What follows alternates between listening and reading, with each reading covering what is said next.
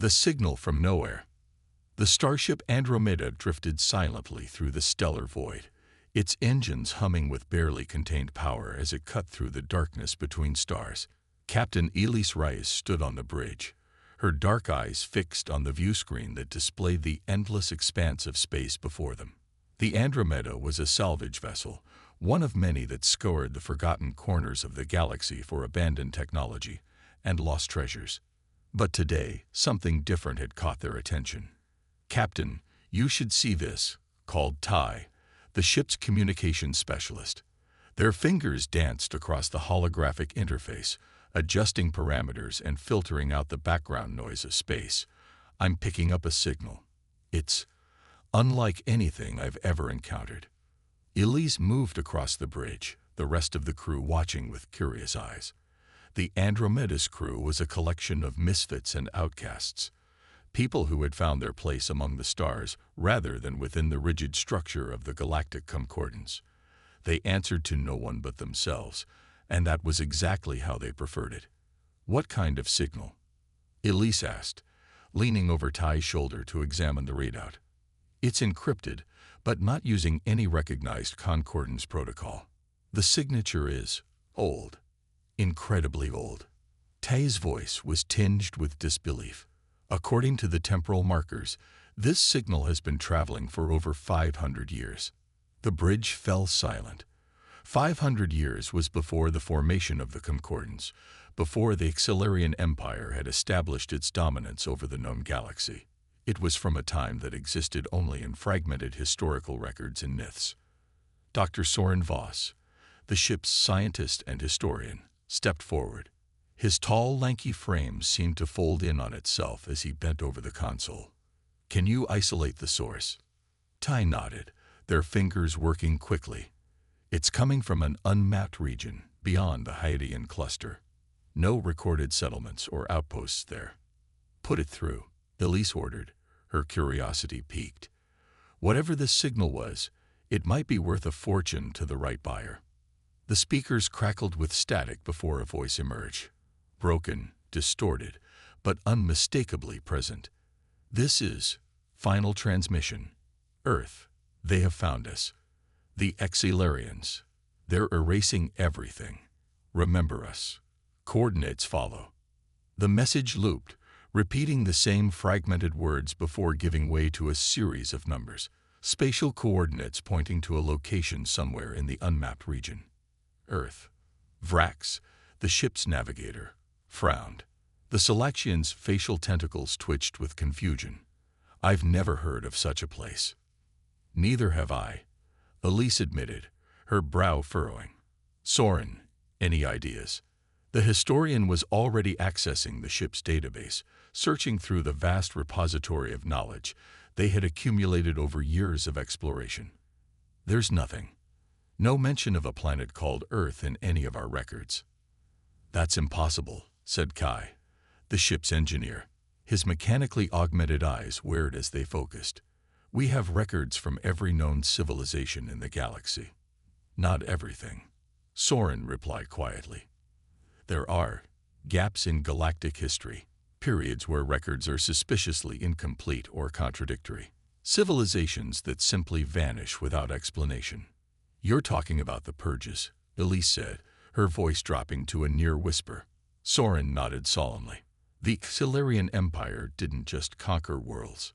Sometimes they erased them, not just physically, but from history itself. Species, cultures, entire civilizations, gone without a trace." The crew exchanged uneasy glances. The Exilarians were the stuff of nightmares, an ancient alien empire that had ruled with an iron fist before mysteriously receding from the galactic stage centuries ago. Their technology had been far advanced beyond anything currently known, and their cruelty was legendary. "You think Earth was one of those civilizations?" Ty asked. Their voice hushed. "It would explain why there's no record of it," Soren replied. "If the message is genuine, then we may have stumbled upon something the Exilarians tried to erase from existence." Elise straightened, her mind racing with possibilities. Such a discovery could be worth more than all the salvage they had collected in their careers. But it could also be dangerous, extremely dangerous. The Xilarian Empire might have fallen, but their legacy remained, and their technologies were still guarded by automated systems and loyal servant races. We should report this to the Concordance, Vrax suggested, ever the cautious one.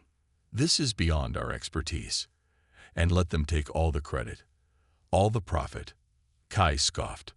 Besides, the Concordance has always been suspicious about pre-Empire artifacts. They'd classify this, and we'd never hear of it again. Elise considered her options, weighing the potential risks against the rewards. Finally, she made her decision. Plot a course for those coordinates, Vrax. We're going to find out what this Earth was, and why the Xilarians wanted it forgotten. The Salakian hesitated for a moment before nodding, his tentacles moving across the navigation console. Course plotted. Estimated arrival in 3 standard days.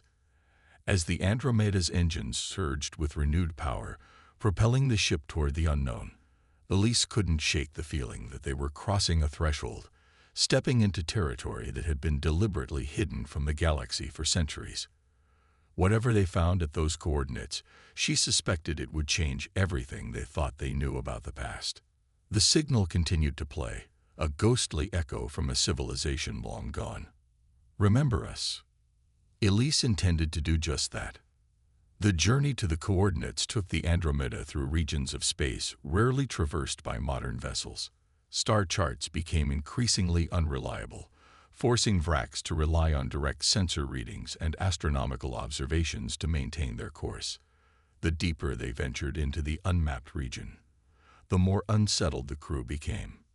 Something's not right about this place, Kai muttered as he monitored the ship's systems. The background radiation patterns are off, like space itself has been wounded here. Soren spent the journey poring over historical texts, searching for any reference, no matter how obscure, to Earth or its civilization. His efforts yielded only fragments, a mention in an ancient poem about the blue world of water, a reference in a pre-concordance trade manifest to Terran artifacts, but nothing concrete. On the 3rd day, Vrax's voice came over the shipwide comm. "Captain, we're approaching the coordinates. You'll want to see this." Elise hurried to the bridge, finding the rest of the crew already assembled, their faces illuminated by the glow of the view screen. What they saw left them speechless. Before them hung a planet, or what remained of one. Its surface was scorched black, oceans dried to cracked basins, continents warped and fractured as if by incomprehensible force. Where atmospheres should have swirled, only a thin, toxic haze remained. It was a dead world, murdered by weapons of unimaginable power. Sensors are detecting trace elements consistent with a Type II planetary bombardment, Tai reported, their voice hollow. This happened centuries ago, but the radiation signature is still present. Type II. Kai whispered. That's not possible. That technology was exclusive to the Xilarian war fleets. Apparently not impossible, Elise replied grimly. We're looking at the evidence. Soren stared at the devastated planet, his historian's mind trying to comprehend the scale of what they were witnessing. This could be it. This could be Earth. Elise nodded slowly. Scan for any structures that might have survived. If someone sent that message, there might be something still intact down there. The scans took hours as the Andromeda carefully orbited the dead world. Finally, Tai's console beeped with a result. I'm detecting an anomaly in what might have been the northern hemisphere, some kind of facility buried deep underground. It's shielded, but there's a faint power signature still active. That's our target, Elise decided. Prepare the shuttle. Kai, Soren, you're with me. Tai, Vrax, maintain position in orbit, and be ready for immediate extraction if necessary. As they prepared for the descent to the surface, Elise couldn't shake a growing sense of dread. They were disturbing something that had been deliberately erased, stepping into a historical void that perhaps should have remained empty. But the mystery of Earth and its fate called to her, a puzzle that demanded to be solved. Whatever we find down there, she told her companions as the shuttle detached from the Andromeda, We need to remember that we're dealing with something the Xilarians wanted buried. Be prepared for anything. The shuttle cut through the thin atmosphere, descending toward the coordinates of the anomaly. Through the viewport, they could see the devastation more clearly. Mountains reduced to rubble, what might have been cities now nothing more than fused glass and twisted metal. It was a monument to systematic destruction, a testament to the Xilarians' thoroughness. There, Kai pointed to a depression in the landscape ahead. That's not natural formation. The shuttle settled on the edge of what appeared to be a massive impact crater, though its perfect circularity suggested artificial origins. At its center, barely visible through the swirling dust, was a metallic structure, the entrance to something buried deep beneath the surface. Suited up against the toxic atmosphere, the three explorers made their way across the blasted landscape toward the mysterious structure. Each step kicked up dust that had remained undisturbed for centuries, their footprints the first to mar the surface since the planet's destruction. The entrance was a massive blast door, partially melted but still intact. Its surface bore markings in an unfamiliar script, symbols that had been erased from the galactic lexicon. "Can you open it?" Elise asked, turning to Kai. The engineer examined the control panel beside the door, his augmented eyes scanning the ancient technology. "It's unlike anything I've seen before, but the principles are similar. Give me a few minutes." As Kai worked on bypassing the security systems, Soren studied the symbols etched into the door. "This is incredible," he murmured. "A completely unknown language, an entire civilization's communication system, lost to history." Elise's attention was drawn to something half-buried in the dust near the entrance, a metallic object, partially melted but still recognizable as some kind of emblem. She brushed away the dust, revealing the circular design with an image that might have been a planet with continents, surrounded by olive branches. "I think this was their symbol," she said, holding it up for the others to see. "Their world, Earth." A loud clank interrupted their examination as Kai successfully activated the door mechanism. The massive barrier slowly groaned open, revealing a darkened passage leading deep underground. "Well," Elise said, activating the light on her suit, "let's go meet the ghosts of Earth, the legacy of the forgotten." The underground facility stretched before them, a vast complex of corridors and chambers that had somehow survived the devastation that claimed the planet above. Emergency lighting systems, powered by some unknown but incredibly durable energy source, cast everything in a dim blue glow. "This place was built to last," Kai observed, running his hand along a wall panel. "The construction materials aren't like anything in our standard database. These people knew what they were doing." Soren moved ahead, his archaeologist's instincts drawing him deeper into the facility. "Look at these," he called, gesturing to a series of images that lined one corridor. The images showed beings that resembled many humanoid species in the galaxy, bipedal with 2 arms, a head, and distinct facial features. But there was something unique about them, something that set them apart from any known species. "Are these the inhabitants of Earth?" Elise asked, studying the images closely. "I believe so," Soren replied. "They called themselves humans, if I'm interpreting these symbols correctly." They continued deeper into the facility, passing through laboratories, living quarters, and what appeared to be military installations. Each room told a fragment of the story of a civilization that had been systematically erased from history. "This doesn't make sense," Kai said as they examined what looked like a weapons development area. "This technology, some of it is primitive by our standards, but other elements are advanced beyond anything even the Concordance possesses. It's as if their development wasn't linear." "Different path of evolution, perhaps," Soren suggested. "Or maybe they had help, or were hindered in specific areas."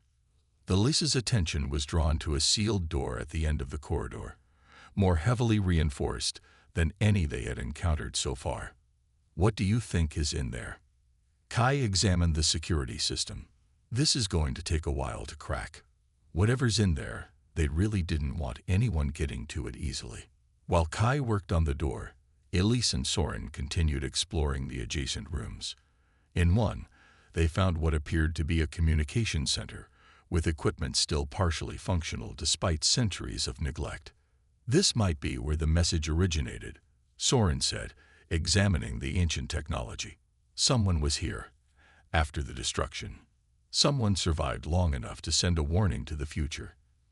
Elise touched a control panel, and to her surprise, it flickered to life.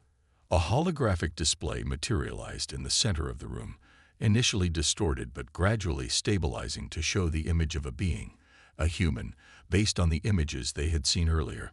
The hologram spoke, its voice matching the one from the signal that had led them here. "My name is Dr. Ariana Chen, head of Project Legacy, and as far as I know, the last surviving human. If you're seeing this, you've found our final outpost and received our transmission. I don't know how much time has passed, or if anything remains of human civilization elsewhere in the galaxy, but I need to ensure our story survives." The three explorers stood transfixed as the hologram continued, recounting a history that had been deliberately erased from the galaxy's memory. Earth was once home to billions of humans. We were explorers, inventors, dreamers. When we developed faster than light travel and began to expand into the stars, we encountered many species, including the Xelarians. At first, relations were peaceful. We traded, shared knowledge, began cultural exchanges.